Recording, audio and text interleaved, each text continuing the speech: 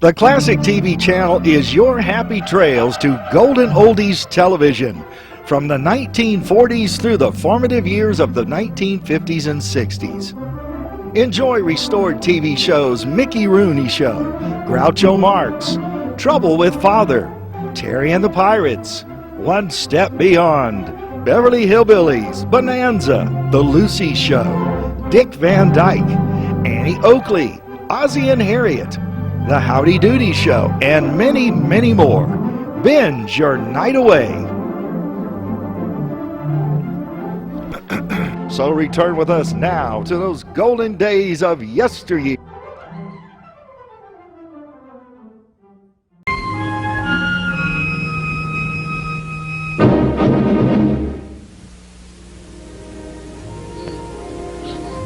Paul DeLacy had been one of my oldest friends. 3 months ago, he'd been killed in a cave-in. I was out of the country. This was the first time since his death I'd been able to visit the cemetery and pay my respects. I wondered if Paul's hobby had been worth the price of his life. During the past 20 years, Paul had become world famous as an amateur archaeologist. In fact, everything he touched became successful.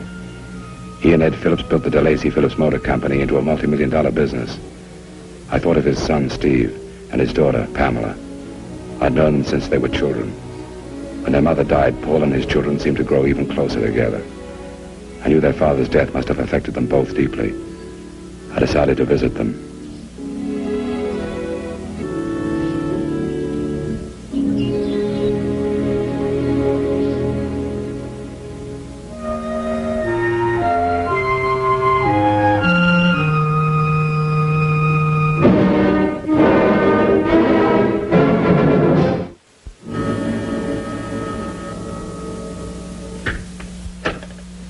Hello, Phillips. Mr. Steve, please.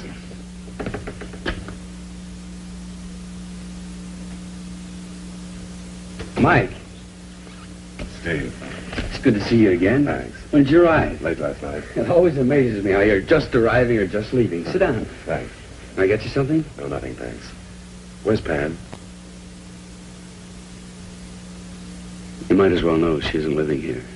She's taken an apartment in the city. Do you want to tell me about it?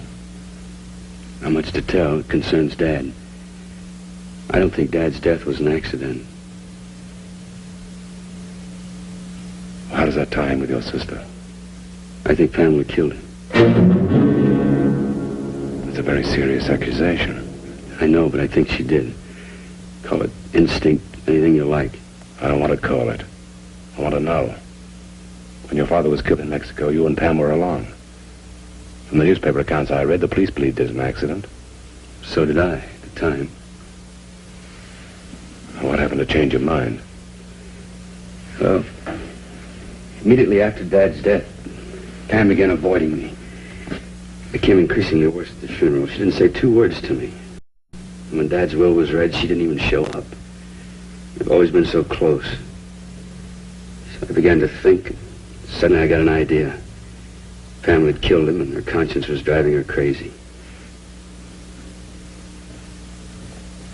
Is that what you told Pam? Yes, and she didn't deny it. She had hysterics. That night she gave me all the proof I needed. She moved out of the house. She ran away. You said you had an apartment. Where? Carlton Terrace.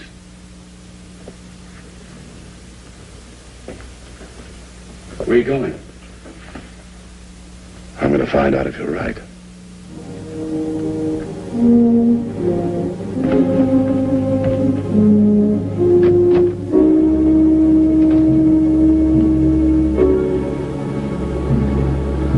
I told the taxi driver to take me to the Carlton Terrace apartments. And as we drove, I kept thinking about what Steve had told me.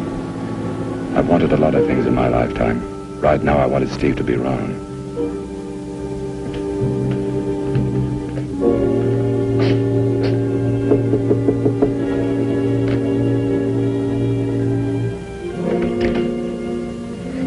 Is this DeLacy in?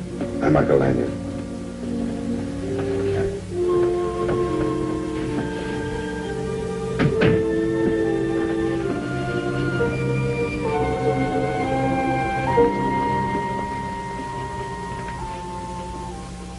I've always thought it was Dad's best picture. Oh, Pam. It's wonderful seeing you again. How did you find me? Steve gave me your address. Oh, I guess it's only sisterly to ask. How is he? Much like you. When I asked him about you, he was very uncomfortable. I guess I'm not a very good poker player. I didn't come here to play games, Pam.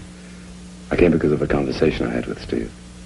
I hope that's not the only reason, Mike, because I'm very fond of you. If I'd known where to reach you after Dad's death, I honestly think I would have come running. You used to run to Steve when you had a problem. What happened to change that? Did Steve tell you he accused me of killing... Why don't you tell me about it? I want to tell you about it. Dad, Steve, and I were together at the ruins. Dad was excited because he believed within a few days he would uncover a tomb older than the pharaohs. Go on. Steve asked Dad whether he'd considered their conversation. Dad said he had, and his decision was that Steve would go into no other business but the DeLacy Phillips Motor Company. Steve was furious, and he argued all the way back to camp. What happened then? Steve left the next morning for the village. Then Ed Phillips arrived. He and Dad sent all the workers away, and together they began reinforcing the cave. 2 days later, Steve came back. I told him not to worry, that Dad would come around. Steve said he wasn't going to worry, that everything would work out. What did Steve want to do? I don't know. The next day, Dad went into the cave alone. That's when it happened. It wasn't an accident. How do you know? It took 15 hours of digging before we found him. I'll never forget it. I was the first one to reach him. He was dead. Then I saw something else, but I was so stunned it took days before it penetrated my mind. What did you see? 2 of the wooden braces holding up the structure to the entrance had been sawed through. The slightest chip to land and the braces had to collapse.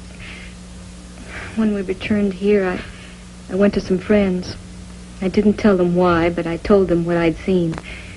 They told me it was called splice sawing, used effectively in the last war as a booby trap, and that only an engineer could rig the proper cutting. Then I realized Dad had been murdered. What can you do about it, Mike? Well, the first thing is to straighten Steve out and get you back home where you belong. I don't want that. Why? When I ran away, I promised myself no one would ever learn what I knew. But now, I want the man punished. I think you will soon know what Steve meant when he told me not to worry, that everything was going to work out. You think he's involved? More than that.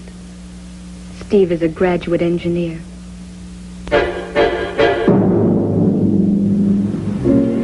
Pam said Steve and his father had argued.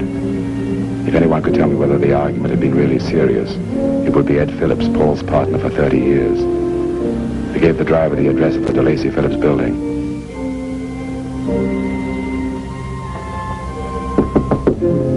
Come in. Oh, Mike. Mike, when did you get in? A short while ago. Good to see you. Good to see you. Mike, have you seen Pam and Steve? Yeah. No, Mike, you don't usually ask a lot of questions unless you have pretty good reason. Something bothering you? I can't quite put my finger on it, Ed. But I'm not sure Paul's death was an accident. It doesn't add up. He wouldn't overlook a weak wooden brace. I might make that mistake, but how do you explain Paul making it? I don't know. I just accepted Paul's death as an accident. Now, there'll always be a doubt in my mind. Oh, Mike, I wish you hadn't have said that. Well, maybe I've been hanging around the wrong people too long. Come on, I'll buy you lunch. No, thanks. I just taken my appetite away. I'm sorry, Ed. I'm sorry, too, Mike.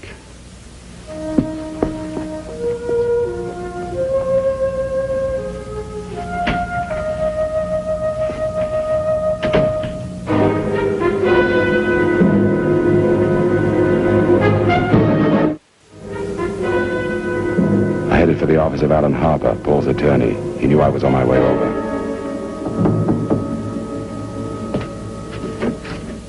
Come in, Lanyard. Thanks. I'm sorry taking up your time like this. You said it was important. Yeah, could be. Well, please sit down. Thanks.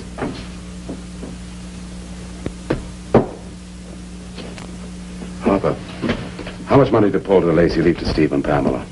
Even for you, that's an irregular question.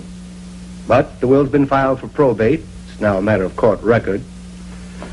I figured you could save me a trip downtown. Paul DeLacy left over $5 million after taxes. $1 million he left to several charities. The remainder he divided equally between Pamela and Stephen. Had he ever discussed changing his will? The only changes Paul ever made were due to his increasing fortune. Occasionally, we altered the amounts of various trust funds that he had set up for his children. Did he ever say he was disappointed in either of his children? Absolutely not. His children were devoted to him, and he to them. I assume you and the insurance companies carefully checked and were satisfied his death was accidental. A thorough investigation was held. Yes, we were satisfied. Did you or anyone else check the braces at the entrance to the cave? I can't say. Why not? You must realize that when a man of Paul DeLacy's stature is accidentally killed, there's confusion. We made arrangements for the funeral, and a few days later started our investigation. Then very likely you didn't examine the braces that caused the cave-in. I don't remember. But why is it so important to you? I might have a surprise for you. I might prove that Paul DeLacy was murdered.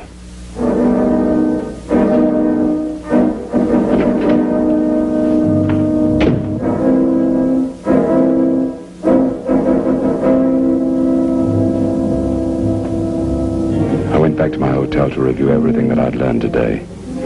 I thought over all that Steve had said. The fact that Pam suspected him of killing their father could explain her reason for avoiding him. Pam was an intelligent girl. She recognized something and described it well enough to be told it was splice sawing. It had to be rigged by an engineer, and Steve was an engineer. I remembered Ed's words. I issued orders that nothing in his office was to be touched, just kept clean. I realize it sounds silly, but every morning I open his door and say, "Good morning, Paul." It makes me feel that he isn't far away. Alan Harper had said in the confusion of Paul's death, the investigation was delayed several days. If someone had realized this, it gave him or her time to get rid of damaging evidence. I had to start somewhere, and a long-distance call seemed like a good beginning. Long distance. Long distance? I want to speak to Captain Harold Thompson of the Boston Police Department. No, I don't know his precinct number. Sorry, sir, the circuits are busy. Shall I try again in half an hour? Yes, please. This is Michael Lanyard, room 514, Ambassador Hotel. Thanks.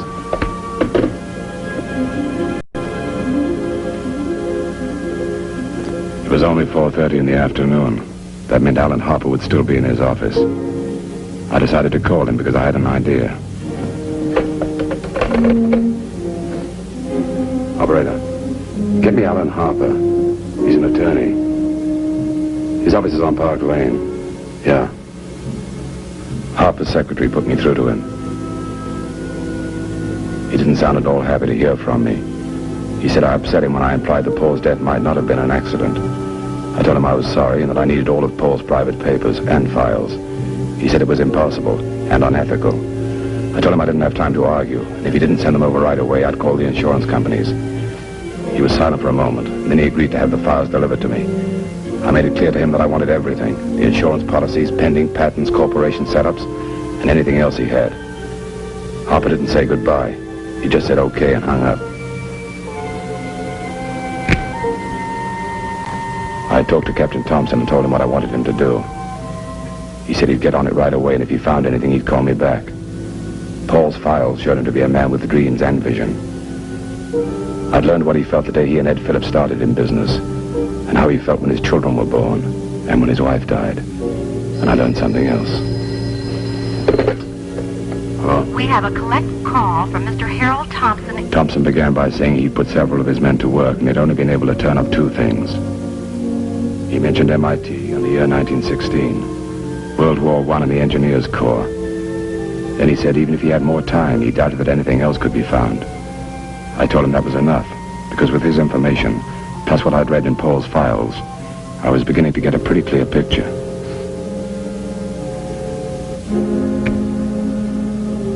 Thompson has supplied me with what might be the key to Paul's death. Right now I was tired and needed some sleep, because by this time tomorrow, I would either have proved Paul was murdered, or I would know for certain his death had been accidental.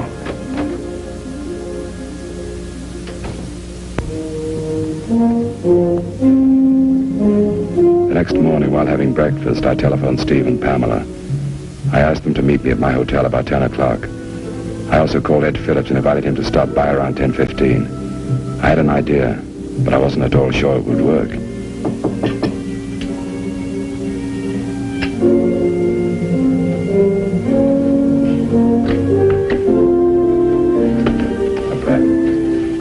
Did I disturb your breakfast? No, not at all. You're right on time. Mike, you sounded so urgent this morning.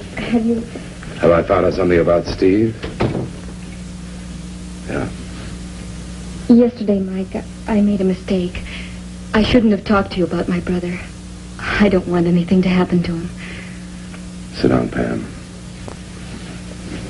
Steve will be here any minute. We'll get everything straightened out then. Oh, but I don't want to see him. I think it's a little late to prevent it.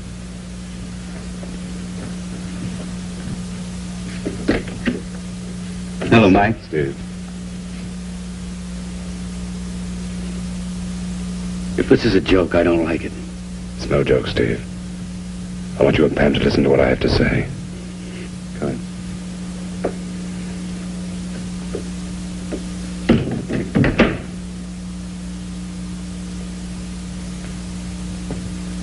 Sit down. Steve, you told me that you thought your sister was responsible for your father's death. You want the truth? No. And you don't think she did it? Let's get it over with. You said you had something to say. Mr. Phillips is on his way up to your suite, Mr. Lanyard. Thanks. What's going on, Mike? In a few minutes I'll know whether your father's death was an accident. Come in. Well, Steve. Hello, Ed. Oh, Pam, it's good to see you both.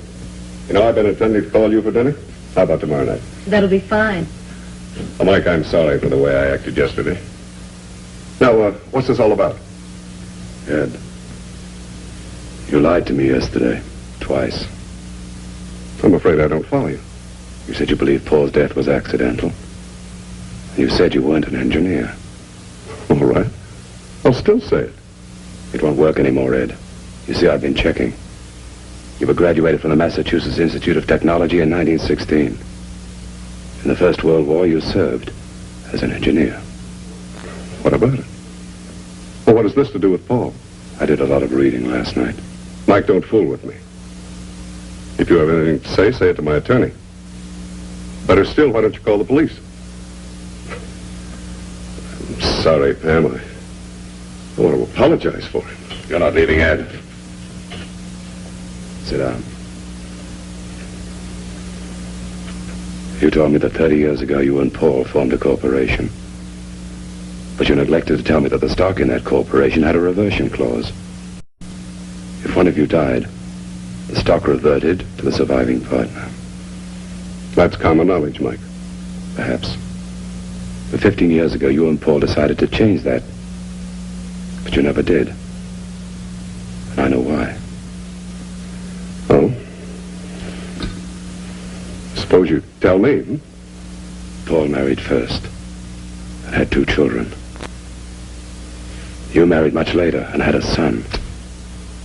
Then you and Paul began to discuss the stock clause because you both had heirs. And as you said, you'd built a dynasty. Then your wife and son were killed in an automobile accident.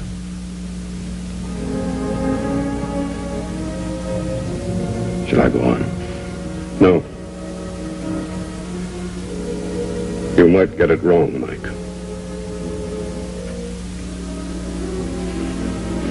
When my wife and son died, a part of me died too. Over the years, the loneliness grew instead of lessening. There was nothing left for me but my work. Mike, you know, I used to go home at night and I'd count the hours till I could get back and get started again. Do you know why I tampered with that brace? Why I had to kill Paul?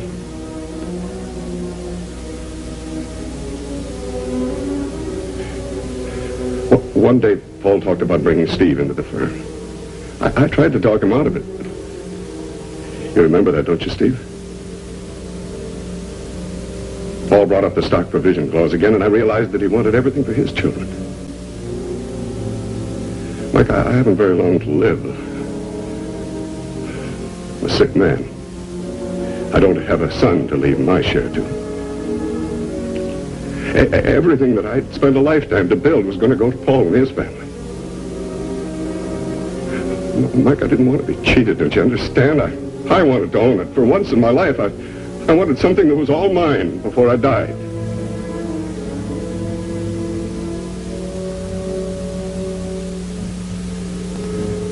None of you understand. Just what Paul does.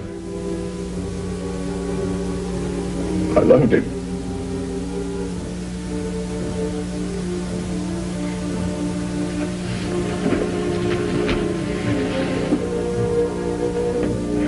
The district attorney.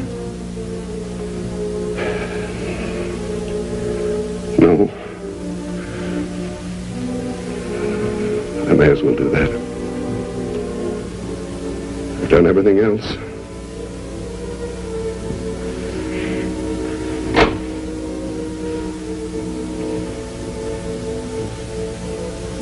Operator, would you give me the district attorney, please?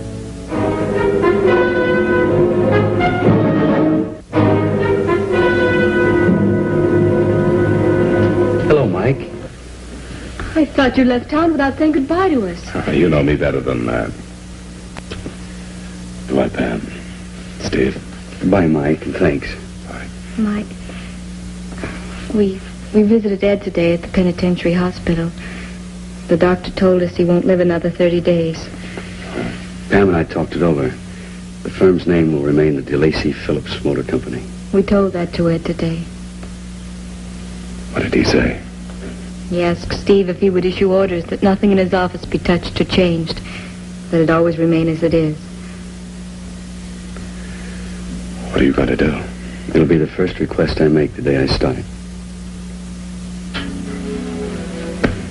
I didn't say it to them, but I knew Paul had to be very proud of his two children. And I knew something else. Steve was going to do a good job.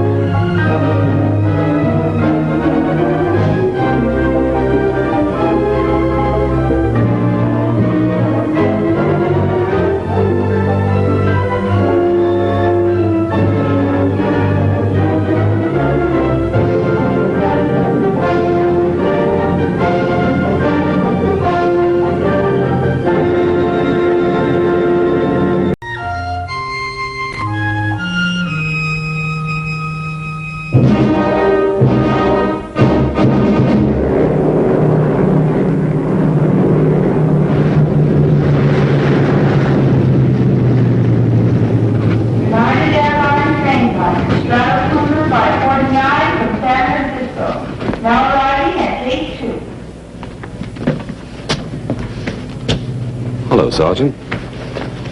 Nice of you to come down to meet me. Lanyard, I didn't come to meet you. I came to talk. I'm hurt, Sergeant. It must be the same new questions. Why am I here? How long do I intend to stay? This is no time for humor. The commissioner can't keep you from entering, but we hope your stay will be short and unpleasant so you won't want to come back too soon.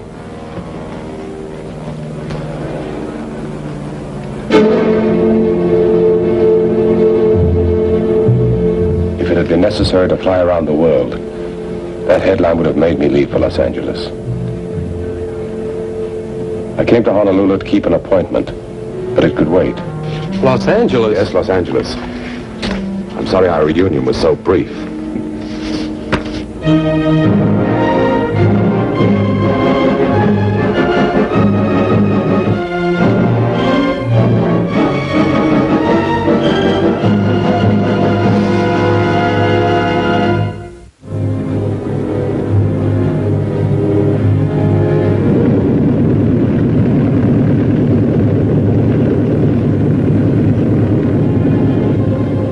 I'd known Pete Caseman many years. Robbery wasn't his cup of tea, nor murder. He was a pretty special guy. Won the Pulitzer Prize for Journalism 10 years ago. It was during the war while I was in the OSS. Pete was in the hospital. The story called him a homicidal maniac. I didn't believe it. I lost no time in getting to Pete.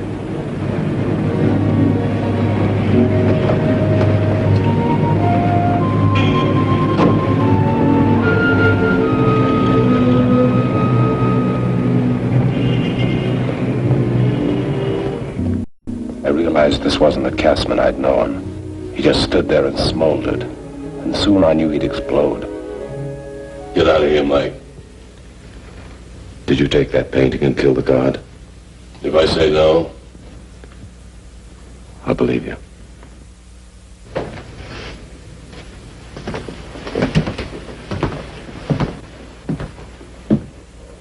it's no dice, Mike. Even if you could help me, I wouldn't want you to.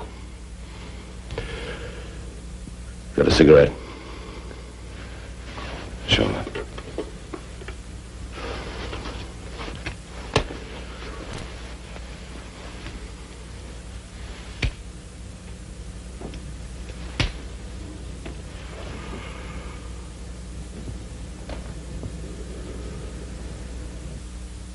There are some things a guy's got to work out for himself. Okay.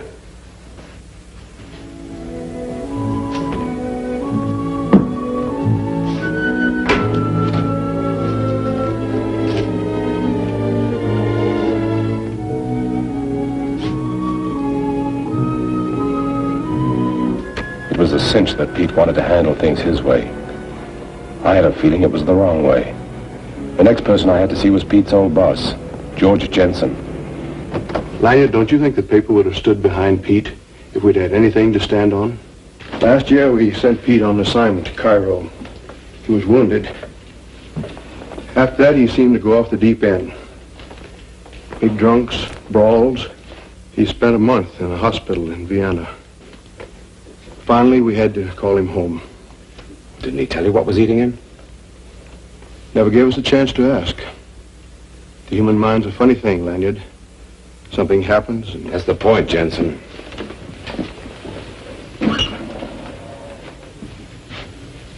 What did happen? The newspaper story said that Paul Giraud, the curator of the museum, had spotted Pete and an accomplice stealing a Van Gogh worth $50,000 after having murdered the night watchman. He shot Pete, but the accomplice escaped with the painting. I headed for the museum to see the curator, Paul Giraud. Mr. Giraud? I am Paul Giraud. And you? I'm Michael Lanyard. May I help you? Possibly. I understand you're the man who shot Pete Caseman. That's a rather brutal statement, but factually correct. Are you from the police? No. Just a very good friend, that's all. I see. I'm sorry, Mr. Lanyard, but I had no alternative. I had some work that brought me back to the museum that particular night. I was here in my office. I heard a scuffle and several shots out in the hall. I took a gun from my desk and went out. There were two men standing over our guard. And then? I fired. One man fell, the other raced down the corridor and escaped. The man I shot, as you say, was Pete Caseman. What happened to the Van Gogh? That, Mr. Lanyard, I, too, would like to know. Caseman had an accomplice. I can only assume that the painting is in the hands of the one who escaped. Doesn't make sense. I'm afraid it makes rather a lot of sense. You see, the Van Gogh was valued modestly at $50,000. I never knew Caseman. However, I take it he must have been a rather remarkable man at one time to have been awarded a Pulitzer Prize. But what? Well, the newspapers have printed the answer to that. I don't care what the newspapers said. I think they're wrong. What about me? Am I wrong, too? You know, the mind can play funny tricks. Take Van Gogh. He cut off an ear. Yes, but I saw Pete Caseman this morning. He still has 2 ears.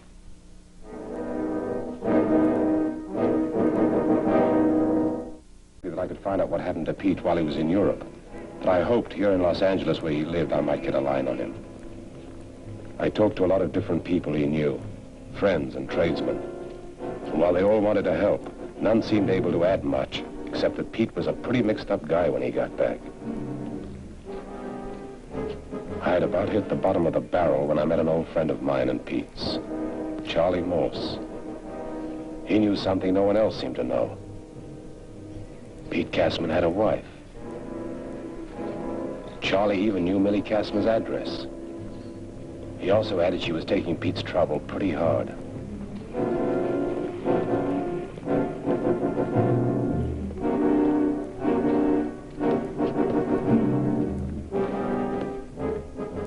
Mr. Lanyard?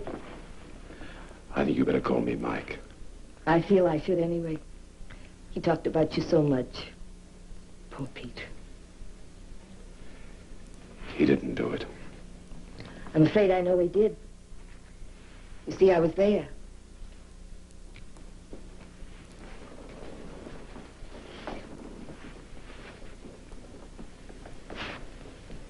You want to tell me about it? I married Pete a little over 2 years ago. That is, I did when he stopped jumping around the world long enough to be home a few days. And in between? I became interested in art. It gave me something to do. I started working part-time at the museum for a Mr. Giraud. That's the man who shot Pete, wasn't it? Ironic, too. He was a fan of Pete's. Read everything he wrote. How did you happen to be down there the night of the robbery? I didn't happen to be down there. I found my key to the museum was missing. I went down to notify the night watchman. When I got there, well, you know the rest. Yeah. Well, I guess that's it.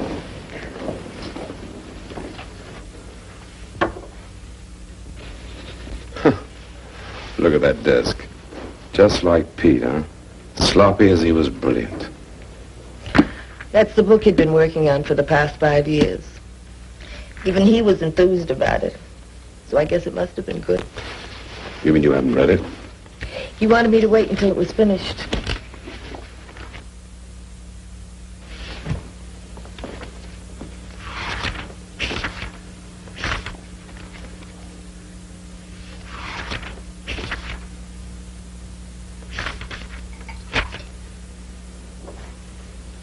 Anna Zeitlin. Is that the leading lady's name? There is no leading lady. The book isn't fiction.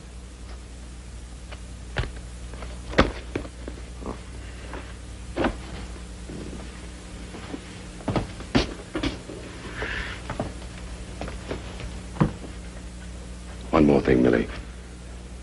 Why was your marriage to Pete kept such a secret? Nobody seemed to know about it, not even his editor. It was Pete's idea to keep it a secret. The newspaper has a policy whereby married correspondents can't be given hazardous assignments. You know how much Pete loved his work. Yeah. Well, that wasn't my chief problem. Maybe Giraud was telling the truth, but I had a hunch that he hadn't given me a straight answer since we met. There was still Anna Zeitlin, the name scribbled all over Pete's manuscript. It was a long shot, but one thing was certain. I had to find her.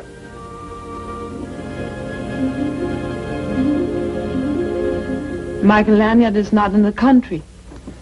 Are you sure?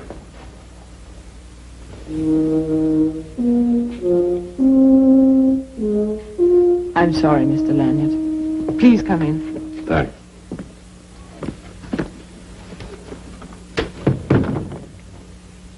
Won't you sit down?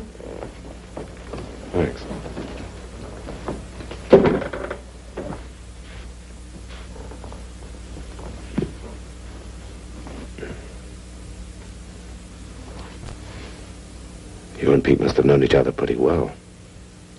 Why? How else could you have known so much about me? You're right. I've known Pete for several years. Then you know what's happened, huh? Yes, I know. Pete is not as they say. He's a normal, intelligent man. What about his injury? The hospital's abroad. I was the only one who knew Pete then. He recovered from his injury. But then something happened. Something back here, at home, that disturbed him greatly. Did he bring you to America? He arranged for my passport. After Pete returned, he used to come here each Thursday night. Did he ever talk about his wife? Very little. Pete never talked about his troubles. But I could tell there was unhappiness. Why are you so sure? Well, it was one Thursday night, about a week before the robbery. He told me it was his wedding anniversary. We had some sherry. Pete held a glass in his hand and slowly gripped it. Kept squeezing until it broke. It cut his hand badly.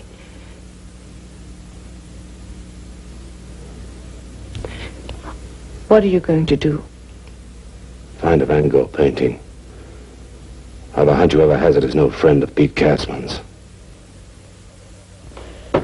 If you want a job done right, get a man who knows. And where stolen merchandise was concerned, there was no better authority than Jim Warner.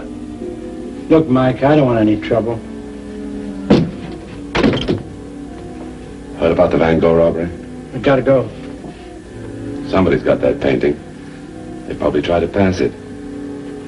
Who's handling that kind of merchandise now? No idea. Give it a moment's thought. I wouldn't lie to you, Mike. Honest. I said give it a thought. All right. I know a guy. I'll see him. Give him this. I saw Millie Caseman again. Her story was the same. But I knew that either she or Anna Zeitlin was lying.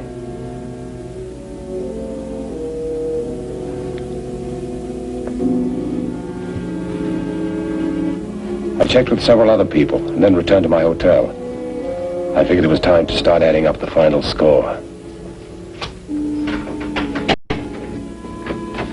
First there was a sack, then the well-placed kicks. It was a tough combination to beat. I knew only one thing. I was too hurt to argue.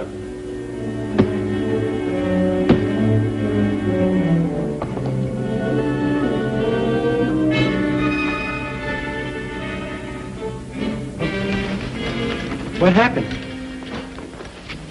Oh? Did you give my medallion to Paul Giroux? He knew you were checking. I gave you a good luck piece. Yeah, I can guess. A guy with heavy shoes. Don't worry about it. He'll be paid off. Yeah, by me. Leave it to the man who wants the job, Pete Caseman. How does he do it? With voodoo? He escaped about an hour ago. There's an extra on the street.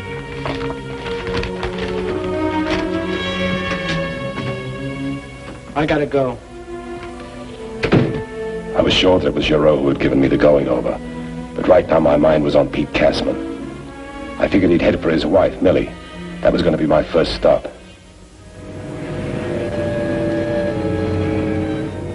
The bellboy told me a man answering Pete's description had just left. And the next thing he said didn't surprise me. Millie had left just before Pete got there. Next, I called Lieutenant Sellers. I told him not to ask questions, but to pick up Paul Giroux or Pete Caseman and meet me at the museum. He said he'd do it, but that I had better be right. Now it was only a matter of who got there first, Pete or I. One thing was for sure. I was going to enjoy getting my hands on Giroux. and Millie Caseman. Their scheme had almost worked. When I found the door open, my stomach dropped, because maybe that meant I was too late to stop Pete.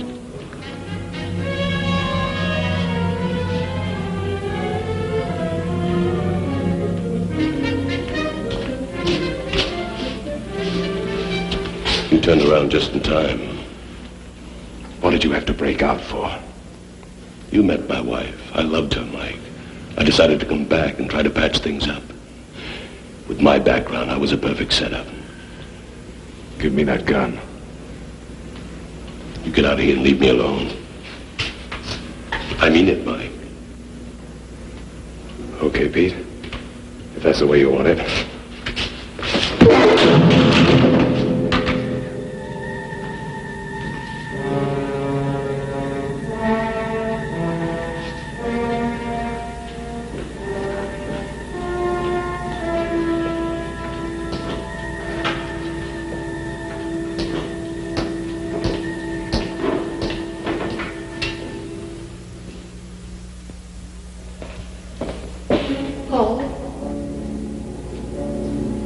Paul, why don't you answer me? Is that you, Paul? Who is it? Say it. In the dark, she'd mistaken me for her husband. All I had to do was follow her and wait. I knew she'd panic.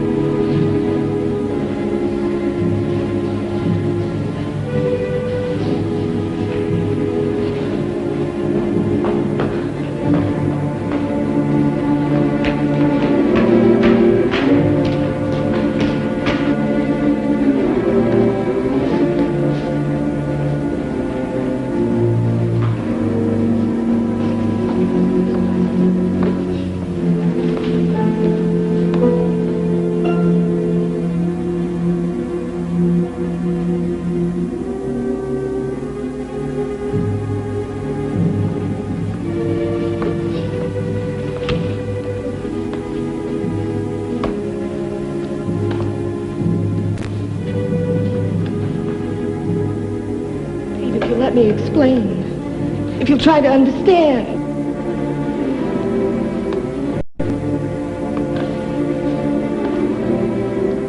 They lied to you when you were overseas. All those things you heard about Paul and me, they aren't true. I swear it. Pete, it was all a lie. Don't you see? Pete, I didn't know what Gerard had in mind until it was too late. It was his idea, not mine. I didn't know he was going to steal the picture. I didn't know what to do when they took you to jail. It was Paul's idea to blame you, to make you look crazy, not mine. Pete, I wanted to go to the police, but he said he'd kill me. Pete, I'll do anything you want me to. Oh. Pete, please. You. Take her out to the car.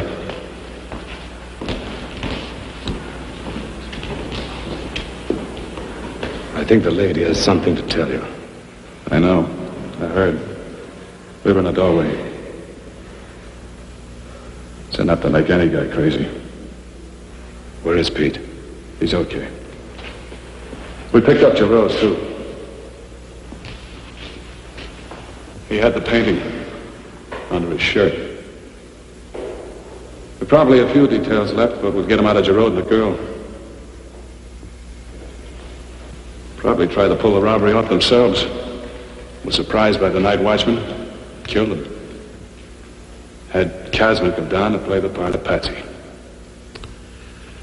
Not the nicest way to get rid of a husband.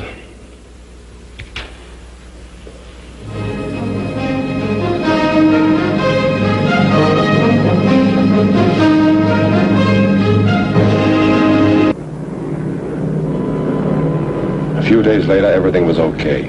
Pete was back on the newspaper with a big career in front of him. As for me, I was on my way back to Honolulu for an appointment I hadn't kept. I'd even be happy to see Sergeant Kwan again.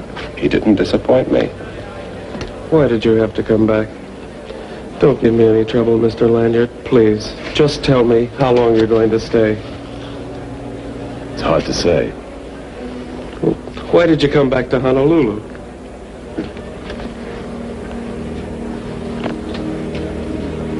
I came back to pay this young lady for the newspaper.